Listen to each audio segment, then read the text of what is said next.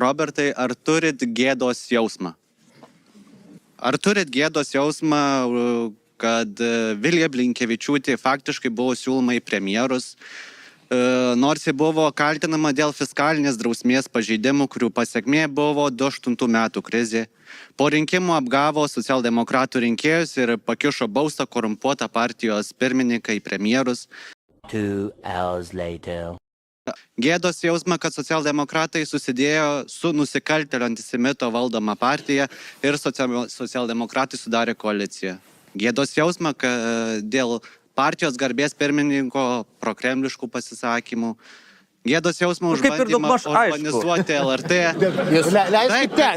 Ar tam turi gėdos jausmą socialdemokratai, ar jie yra morališkai degradavę? Gėdos jausmas yra kiekvieno žmogaus, subjekto individualus jausmas, teisingai? Jūs irgi turbūt turite gėdos jausmą už tam tikrus galbūt sprendimus, kurių negalėjote galbūt įtakoti, bet, na, jūsų artimi žmonės arba jūsų kolegos arba dar kažkas tos sprendimus atliko.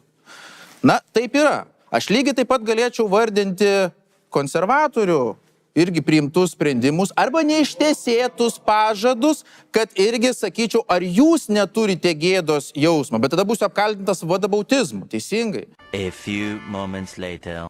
Tai aš labai paprastai pasakysiu, kad Vilija Blinkevičiūtė turbūt apgavo visus, ypatingai tuos, kurie nebalsavo už socialdemokratus. Ir dabar sakyčiau, kad Šimonytė, kai sakė, atsistatydinsiu dėl čekučių skandalo, jeigu Seimas nepersikraus, jinai neatsistatydino. Tai dabar kaip sakyt, jinai mane apgavo ar neapgavo? Dabar prisimti atsakomybę už tokią koalicinę dėlionę, kokia jinai yra, na, liberalai teista partija. Tai irgi, ta prasme, kaip čia dabar, gėda, negėda. Taip, Nemuno aušra turi irgi įdomių asmenybių. Gėda ar negėda?